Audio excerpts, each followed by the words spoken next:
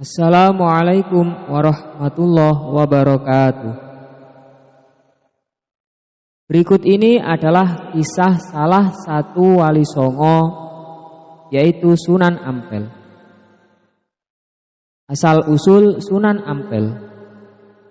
Tahukah Anda dengan daerah Bukhara? Bukhara terletak di Samarkand. Sejak dahulu, daerah Samarkand dikenal sebagai daerah Islam yang melahirkan ulama-ulama besar seperti Imam Bukhari yang masyhur sebagai pewaris hadis sahih.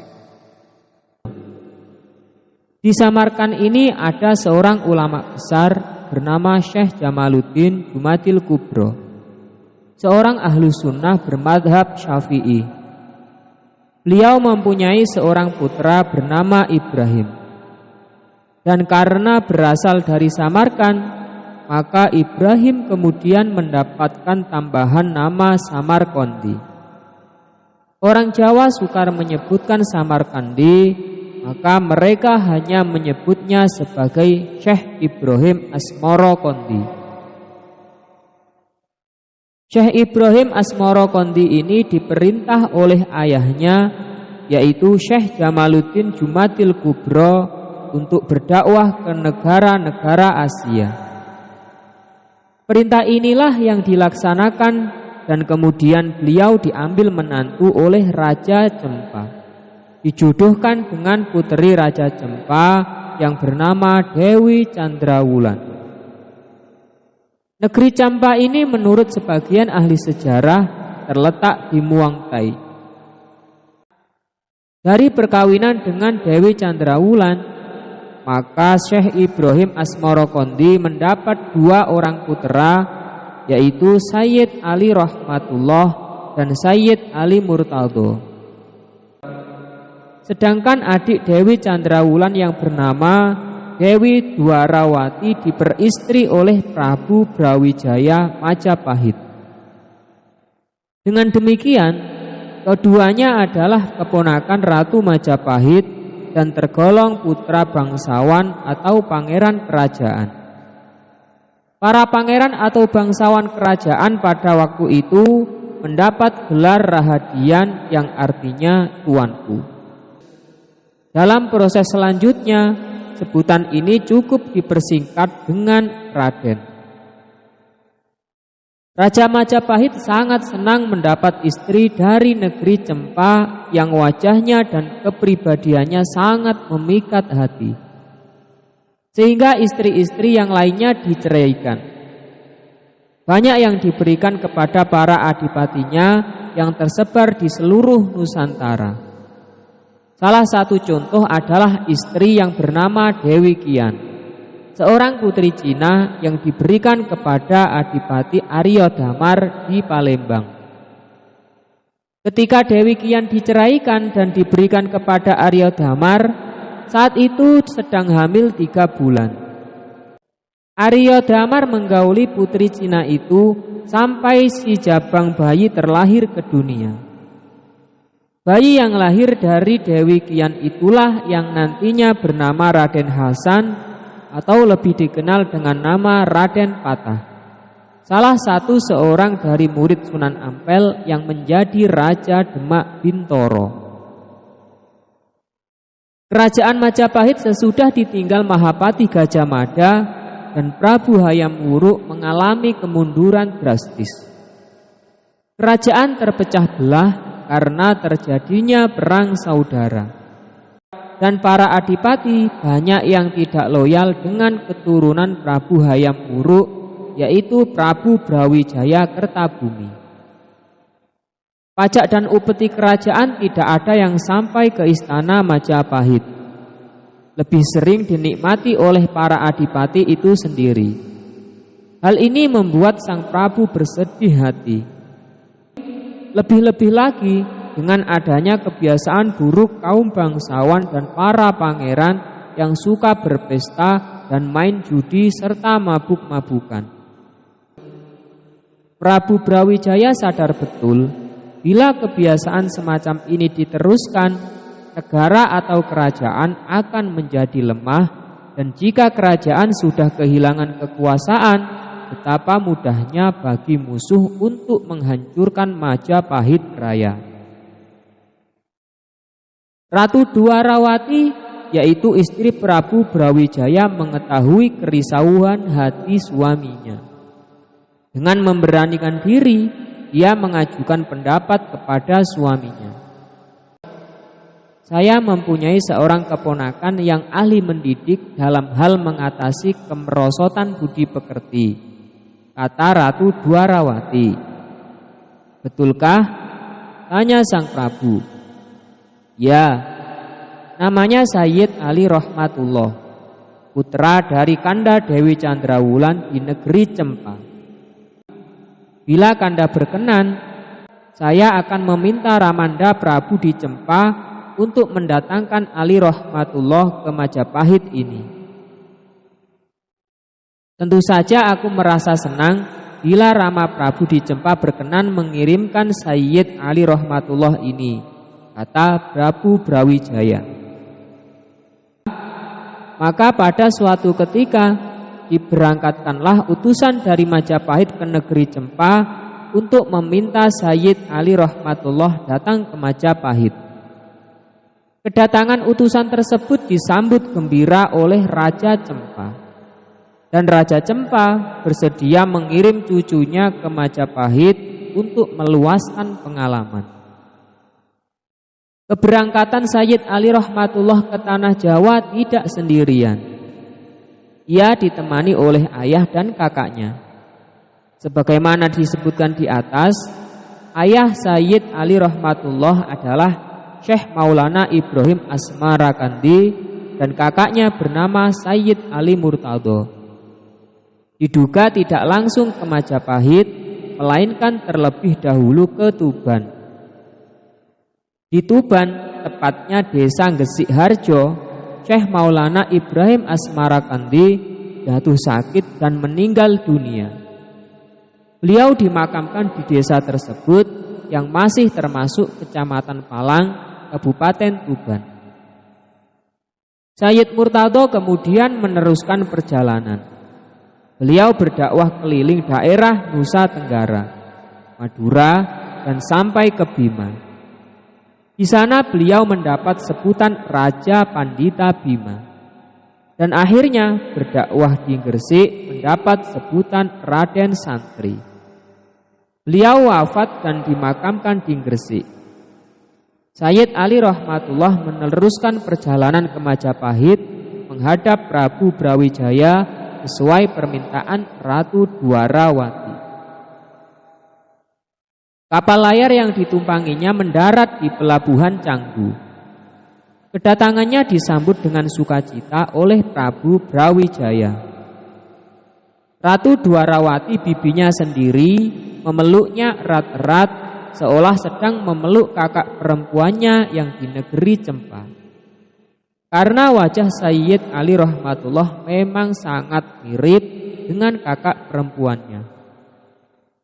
Nanda Rahmatullah, bersediakah engkau memberikan pelajaran atau mendidik kaum bangsawan dan rakyat Majapahit agar mempunyai budi pekerti mulia? Tanya sang Prabu kepada Sayyid Ali Rahmatullah setelah beristirahat melepas lelah. Dengan sikapnya yang sopan santun, tutur kata yang halus, Sayyid Ali Rahmatullah menjawab, dengan senang hati Gusti Prabu, saya akan berusaha sekuat-kuatnya untuk mencurahkan kemampuan saya mendidik mereka. Bagus, sahut sang Prabu. Bila demikian, kau akan kuberi hadiah sebidang tanah berikut bangunannya di Surabaya. Di sanalah kau akan mendidik para bangsawan dan pangeran Majapahit agar berbudi pekerti mulia. Terima kasih saya haturkan Gusti Prabu, jawab Sayyid Ali Rahmatullah. Disebutkan dalam literatur bahwa selanjutnya Sayyid Ali Rahmatullah menetap beberapa hari di istana Majapahit dan dijodohkan dengan salah satu putri Majapahit yang bernama Dewi Condrowati atau Nyai Ageng Manila. Dengan demikian, Sayyid Ali rahmatullah adalah salah seorang pangeran Majapahit karena dia adalah menantu Raja Majapahit. Semenjak Sayyid Ali rahmatullah diambil menantu Raja Brawijaya, maka beliau adalah anggota keluarga kerajaan atau salah seorang pangeran. Para pangeran pada zaman dahulu ditandai dengan nama depan Rahadian atau Raden, yang berarti tuanku. Selanjutnya, beliau lebih dikenal dengan sebutan Raden Rahmat. Selanjutnya, pada hari yang telah ditentukan, berangkatlah rombongan Raden Rahmat ke sebuah daerah di Surabaya yang kemudian disebut dengan Ampel Denta. Rombongan itu melalui Desa Krian, Wonokromo terus memasuki Kembang Kuning.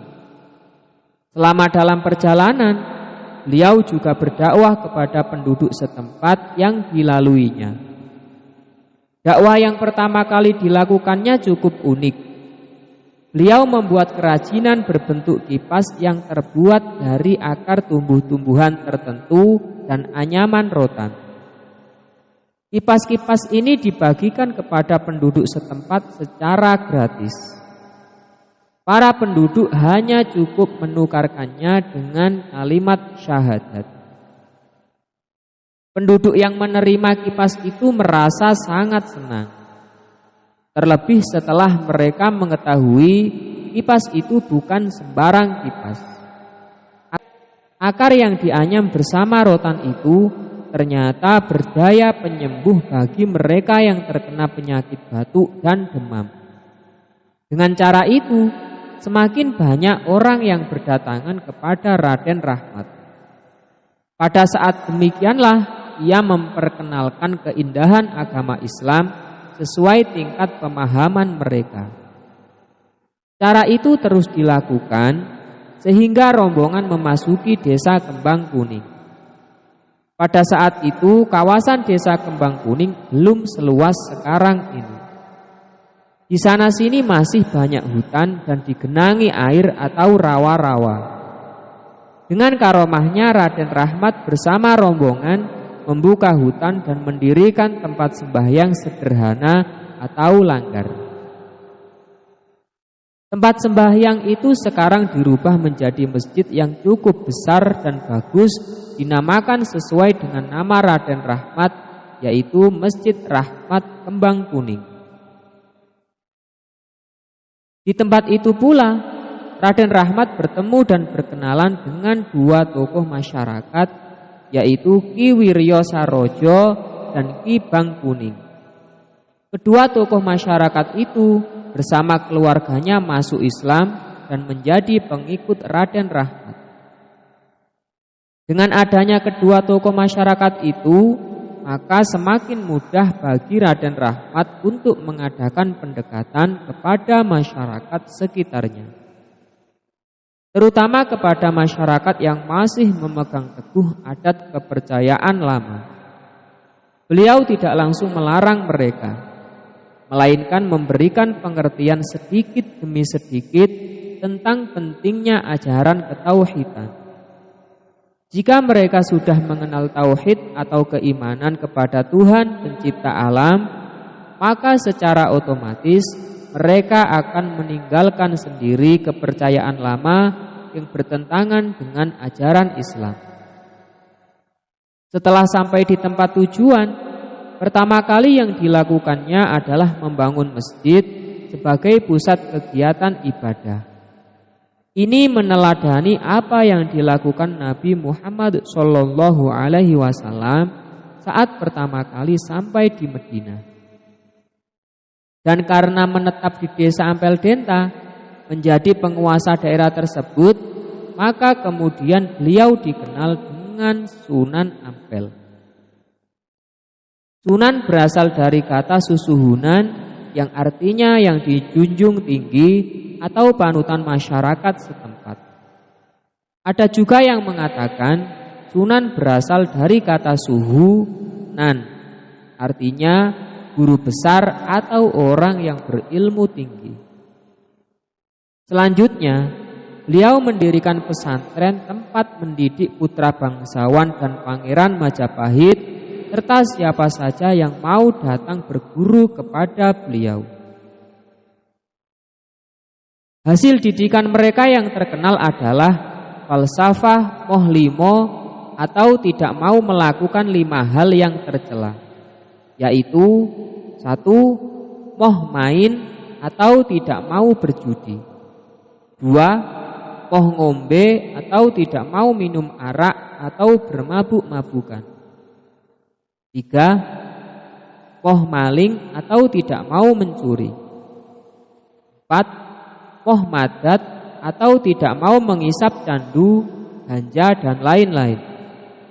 5. Moh madon atau tidak mau berzina, main perempuan yang bukan istrinya. Prabu Brawijaya sangat senang atas hasil didikan Raden Rahmat. Raja menganggap agama Islam itu adalah ajaran budi pekerti yang mulia. Maka ketika Raden Rahmat kemudian mengumumkan ajarannya adalah agama Islam, maka Prabu Brawijaya tidak marah. Hanya saja ketika dia diajak untuk memeluk agama Islam, ia tidak mau. Ia ingin menjadi Raja Buddha yang terakhir di Majapahit. Raden Rahmat diperbolehkan menyiarkan agama Islam di wilayah Surabaya, bahkan di seluruh wilayah Majapahit, dengan catatan bahwa rakyat tidak boleh dipaksa. Raden Rahmat pun memberi penjelasan bahwa tidak ada paksaan dalam beragama. Setelah Syekh Maulana Malik Ibrahim wafat, maka Sunan Ampel diangkat sebagai sesepuh Wali Songo, sebagai mufti atau pemimpin agama Islam setanah Jawa. Beberapa murid dan putra Sunan Ampel sendiri menjadi anggota Wali Songo. Mereka adalah Sunan Giri, Sunan Bonang, Sunan Derajat, Sunan Kalijaga, Sunan Muria, Sunan Kota atau Raden Patah, Sunan Kudus, dan Sunan Gunung Jati. Raden Patah atau Sunan Kota memang pernah menjadi anggota Wali Songo, menggantikan kedudukan salah seorang wali yang meninggal dunia. Dengan diangkatnya Sunan Ampel sebagai sesepuh, maka para wali lain tunduk patuh kepada kata-katanya, termasuk fatwa beliau dalam memutuskan peperangan dengan pihak Majapahit. Para wali yang lebih muda menginginkan agar tahta Majapahit direbut dalam tempo secepat-cepatnya. Tetapi Sunan Ampel berpendapat bahwa masalah tahta Majapahit tidak perlu diserang secara langsung, karena kerajaan besar itu sesungguhnya sudah keropos dari dalam. Tak usah diserang oleh Demak Bintoro, sebenarnya Majapahit akan segera runtuh. Para wali yang lebih muda menganggap Sunan Ampel terlalu lamban dalam memberikan nasihat kepada Raden Patah.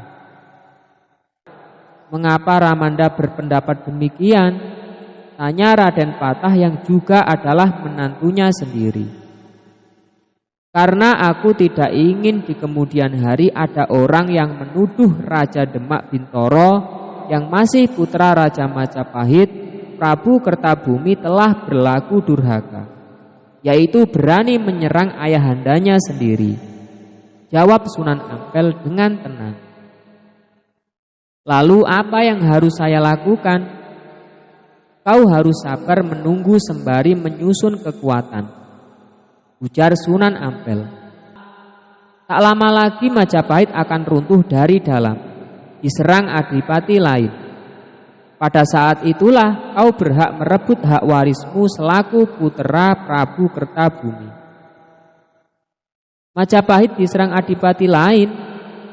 Apakah saya tidak berkewajiban membelanya? Tanya Raden Patah. Inilah ketentuan Tuhan, sahut Sunan Ampel. Waktu kejadiannya masih dirahasiakan. Aku sendiri tidak tahu persis kapankah peristiwa itu akan berlangsung. Yang jelas, bukan kau Adipati yang menyerang Majapahit itu. Sunan Ampel adalah penasehat politik Demak Bintoro sekaligus merangkap pemimpin Wali Songo atau mufti agama setanah Jawa. Maka fatwanya dipatuhi semua orang. Kekhawatiran Sunan Ampel pun terbukti. Di kemudian hari, ternyata orang-orang membenci Islam memutarbalikkan fakta sejarah. Mereka menuliskan bahwa Majapahit jatuh diserang oleh kerajaan Demak Bintoro yang rajanya adalah putra Raja Majapahit sendiri. Dengan demikian, Raden Patah dianggap sebagai anak durhaka. Ini dapat Anda lihat di dalam surat Darmo Gandul maupun sejarah yang ditulis sarjana Kristen pembenci Islam. Raden Patah dan para wali lainnya akhirnya tunduk patuh pada fatwa Sunan Ampel. Tibalah saatnya Sunan Ampel wafat pada tahun 1478 Masehi. Sunan Kalijaga diangkat sebagai penasehat bagian politik Demak. Sunan Giri diangkat sebagai pengganti Sunan Ampel sebagai mufti, pemimpin para wali dan pemimpin agama setanah Jawa. Setelah Sunan Giri diangkat sebagai mufti, sikapnya terhadap Majapahit sekarang berubah. Ia menyetujui aliran Tuban untuk memberi fatwa kepada Raden Patah agar menyerang Majapahit. Mengapa Sunan Giri bersikap demikian? Karena pada tahun 1478, kerajaan Majapahit diserang oleh Prabu Ranawijaya atau Girindrawardhana dari Kadipaten Kediri atau Keling. Dengan demikian, sudah tepatlah jika Sunan Giri menyetujui penyerangan Demak atas Majapahit. Sebab pewaris sah tahta kerajaan Majapahit adalah Raden Patah selaku putra Raja Majapahit yang terakhir. Demak kemudian bersiap-siap menyusun kekuatan. Namun belum lagi serangan dilancarkan, Prabu Wijaya keburu tewas diserang oleh Prabu Udara pada tahun 1498. Pada tahun 1512, Prabu Udara selaku Raja Majapahit merasa terancam kedudukannya karena melihat kedudukan Demak yang didukung Giri Kedaton semakin kuat dan mapan. Prabu Udara khawatir jika terjadi peperangan akan menderita kekalahan. Maka dia minta bekerja sama dan minta bantuan Portugis di Malaka. Padahal putra mahkota Demak yaitu Pati Unus pada tahun 1511 telah menyerang Portugis. Sejarah telah mencatat bahwa Prabu Udara telah mengirim utusan ke Malaka untuk menemui Alfonso de Albuquerque untuk menyerahkan hadiah berupa 20 genta, gamelan, sepotong kain panjang bernama Bairami, tenunan kambayat, 13 batang lembing yang ujungnya berbesi dan sebagainya. Maka tidak salah jika pada tahun 1517 Demak menyerang Prabu Udara yang merampas tahta Majapahit secara sah. Dengan demikian, jatuhlah Majapahit ke tangan Demak. Seandainya Demak tidak segera menyerang Majapahit, tentunya bangsa Portugis akan menjajah tanah Jawa jauh lebih cepat daripada bangsa Belanda. Setelah Majapahit jatuh, pusaka kerajaan diboyong ke Demak Bintoro, termasuk mahkota rajanya. Raden Patah diangkat sebagai Raja Demak yang pertama. Sunan Ampel juga turut membantu mendirikan Masjid Agung Demak yang didirikan pada tahun 1477 Masehi. Salah satu di antara 4 tiang utama Masjid Demak hingga sekarang masih diberi nama sesuai dengan yang membuatnya, yaitu Sunan Ampel. Beliau pula yang pertama kali menciptakan huruf pegon atau tulisan Arab berbunyi bahasa Jawa. Dengan huruf pegon ini, beliau dapat menyampaikan ajaran-ajaran Islam kepada para muridnya. Hingga sekarang, huruf pegon tetap diajarkan sebagai bahan pelajaran agama Islam di kalangan pesantren. Sikap Sunan Ampel terhadap adat istiadat lama sangat berhati-hati. Hal ini didukung oleh Sunan Giri dan Sunan Derajat. Seperti yang pernah tersebut dalam permusyawaratan para wali di Masjid Agung Demak. Pada waktu itu, Sunan Kalijaga mengusulkan agar adat istiadat Jawa seperti selamatan, bersaji, kesenian wayang dan gamelan dimasuki rasa keislaman.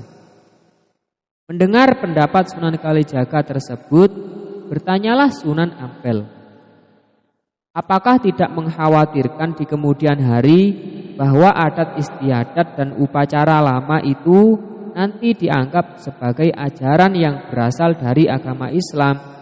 Jika hal ini dibiarkan, nantinya akan menjadi bid'ah, tanya Sunan Ampel. Dalam musyawarah itu, Sunan Kudus menjawab pertanyaan Sunan Ampel. Saya setuju dengan pendapat Sunan Kalijaga bahwa adat istiadat lama yang masih bisa diarahkan kepada ajaran tauhid, kita akan memberinya warna Islami. Sedang adat dan kepercayaan lama yang jelas-jelas menjurus ke arah kemusyrikan, kita tinggal sama sekali. Sebagai misal, gamelan dan wayang kulit, kita bisa memberinya warna Islam sesuai dengan selera masyarakat. Adapun tentang kekhawatiran Kanjeng Sunan Ampel, saya mempunyai keyakinan bahwa di belakang hari akan ada orang yang menyempurnakannya. Adanya 2 pendapat yang seakan bertentangan tersebut sebenarnya mengandung hikmah. Pendapat Sunan Kalijaga dan Sunan Kudus ada benarnya, yaitu agar agama Islam cepat diterima oleh orang Jawa. Dan hal ini terbukti dikarenakan 2 wali tersebut pandai mengawinkan adat istiadat lama yang dapat ditolerir Islam, maka penduduk Jawa banyak yang berbondong-bondong masuk agama Islam. Sebaliknya, adanya pendapat Sunan Ampel yang menginginkan Islam harus disiarkan dengan murni dan konsekuen juga mengandung hikmah kebenaran yang hakiki, sehingga membuat umat semakin berhati-hati menjalankan syariat agama secara benar dan bersih dari segala macam bid'ah. Inilah jasa Sunan Ampel yang sangat besar. Dengan peringatan inilah, beliau telah menyelamatkan akidah umat agar tidak tergelincir ke lembah kemusyrikan. Sunan Ampel wafat pada tahun 1478 Masehi. Beliau dimakamkan di sebelah barat Masjid Ampel. Murid-murid Sunan Ampel. Sebagaimana disebutkan di muka, murid-murid Sunan Ampel itu banyak sekali, baik dari kalangan bangsawan dan para pangeran Majapahit maupun dari kalangan rakyat jelata. Bahkan beberapa anggota Wali Songo adalah murid-murid beliau. Kali ini kita tampilkan kisah 2 orang murid Sunan Ampel yang makamnya tak jauh dari lokasi Sunan Ampel dimakamkan, yaitu 1. Mbah Soleh. Mbah Soleh adalah salah satu dari sekian banyak murid Sunan Ampel yang mempunyai karomah atau keistimewaan luar biasa. Adalah sebuah keajaiban yang tak ada duanya. Ada seorang manusia dikubur hingga 9 kali. Ini bukan cerita buatan, melainkan ada buktinya. Di sebelah timur Masjid Agung Sunan Ampel ada 9 kuburan. Itu bukan kuburan 9 orang, tapi hanya kuburan 1 orang, yaitu murid Sunan Ampel yang bernama Mbah Soleh. Kisahnya demikian. Mbah Soleh adalah seorang tukang sapu Masjid Ampel di masa hidupnya Sunan Ampel. Apabila menyapu lantai sangatlah bersih sekali, sehingga orang yang sujud di masjid tanpa sajadah tidak merasa ada debunya. Ketika Mbah Soleh wafat, beliau dikubur di depan masjid. Ternyata tidak ada santri yang sanggup mengerjakan pekerjaan Mbah Soleh, yaitu menyapu lantai masjid dengan bersih sekali. Maka sejak ditinggal Mbah Soleh, masjid itu lantainya menjadi kotor. Kemudian terucaplah kata-kata Sunan Ampel. Bila Mbah Soleh masih hidup, tentulah masjid ini menjadi bersih. Mendadak, Mbah Soleh ada di pengimaman masjid sedang menyapu lantai. Seluruh lantai pun sekarang menjadi bersih lagi. Orang-orang pada terheran melihat Mbah Soleh hidup lagi. Beberapa bulan kemudian Mbah Soleh wafat lagi dan dikubur di samping kuburannya yang dulu. Masjid menjadi kotor lagi. Lalu terucaplah kata-kata Sunan Ampel seperti dulu. Mbah Soleh pun hidup lagi. Hal ini berlangsung beberapa kali sehingga kuburannya ada 8. Pada saat kuburan Mbah Soleh ada 8, Sunan Ampel meninggalkan dunia. Beberapa bulan kemudian Mbah Soleh meninggal dunia, sehingga kuburan Mbah Soleh ada 9. Kuburan yang terakhir berada di ujung sebelah timur. Kedua, Mbah Son Haji. Mbah Son Haji sering disebut Mbah Bolong. Apa pasalnya? Ini bukan gelar kosong atau sekedar olok-olokan. Beliau adalah salah seorang murid Sunan Ampel yang mempunyai karomah luar biasa. Kisahnya demikian. Pada waktu pembangunan Masjid Agung Ampel, Mbah Son Hajilah yang ditugasi mengatur tata letak pengimamannya. Mbah Son Haji bekerja dengan tekun dan penuh perhitungan.